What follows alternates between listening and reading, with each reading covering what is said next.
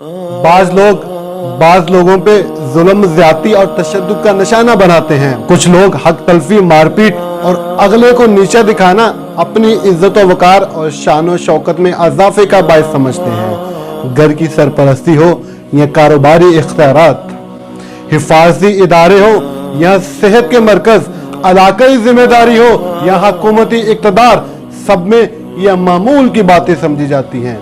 लेकिन इन सब के बावजूद ऐसे तमाम लोग राहत और सुकून, खुशी और इत्मीनान और जिस्मानी और ज़हनी सेहत से महरूम होते हैं। लेकिन माफ करने वाला इज्जत और तकरीम, मोहब्बत और इखलास और इत्मीनान और सुकून वाली जिंदगी गुजारते हैं। माफ करने में दिल का इत्मीनान, दिमाग की खुशियाँ, चेहरे की रौनकें और खुशियों जैसे बड़े बड़े राज छुपे हुए हैं। मैं Zaka Ilyas Bhatt, motivational speaker, business and life coach, आप देख रहे हैं Zaka Ilyas Bhatt life changing YouTube channel. जब हम किसी से शदीद नफरत करते हैं तो इसका मतलब हम उसको अपनी भूख, प्यास, नींद और ब्लड प्रेशर पे गालिब आने देते हैं और हम उसको नुकसान पहुंचाने के हर वक्त मंसूबे बनाते रहते हैं। इसकी वजह से हम खुद को परेशान रखते हैं और खुद मुख्तलिफ किस्म की बीमारियों का शिकार हो जाते हैं। इस नफरत से उसकी जात को तो कोई नुकसान नहीं पहुंचता, लेकिन हम खुद को नुकसान पहुंचा रहे होते हैं। वो क्या किसी का खूबसूरत कौल है, खुदगर्ज लोगों को अपने आप से फायदा मत उठाने दे, उसको इस तरह जिंदगी से निकाल दे कि आपको कोई नुकसान भी ना हो।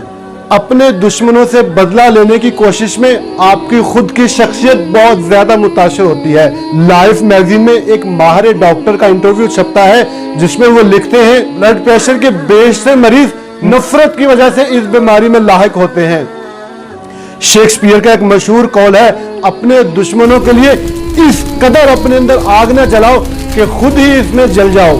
प्रोफेसर साहब ने माफ करने की अहमियत को उजागर करते हुए तालब इल्म के बस्ते में 1 किलो आलू भर दिए और उनको कभी ना निकालने का कहा। कुछ ही दिनों बाद तालब इल्म परेशान प्रोफेसर साहब के पहुंचा, सर इस आलू से एक गंदी बदबू आ रही है जिससे मेरा जीना महाल हो रहा है।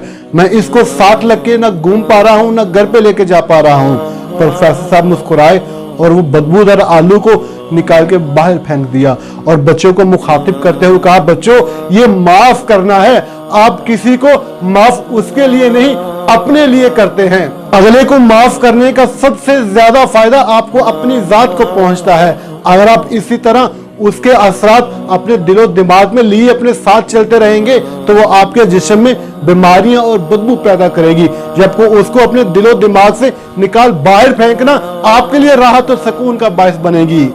हो सकता है आप बहुत से नरम दिल लोगों की तरह अपने दुश्मनों को माफ ना कर सकें, लेकिन आप उनको दिलो दिमाग से तो निकाल सकते हैं। जब आप अपनी गलतियों और अपने नुकसानात को अहमियत नहीं देते, उनका कोई वजूद नहीं होता।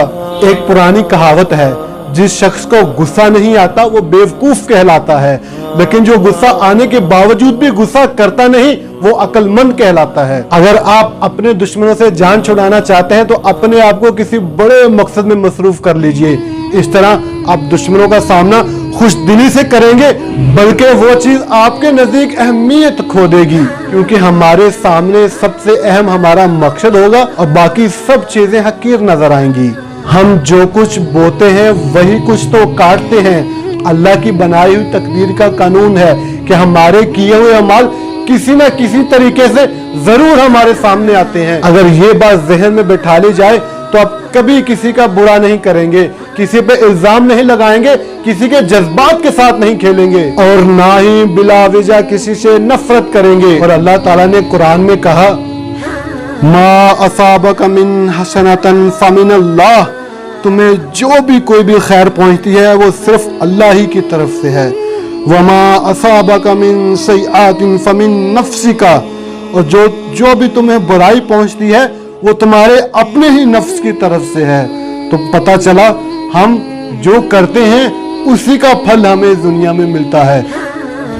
सही मुस्लिम की हदीस नंबर 784 है, रसूलुल्लाह सल्लल्लाहु अलैहि वसल्लम ने फरमाया, सदका देने से माल कम नहीं होता और माफ कर देने वाले की इज्जत अल्लाह बढ़ाता है। जो अल्लाह के लिए आजिज़ी इख्तियार करता है अल्लाह उसका दर्जा बुलंद कर देता है।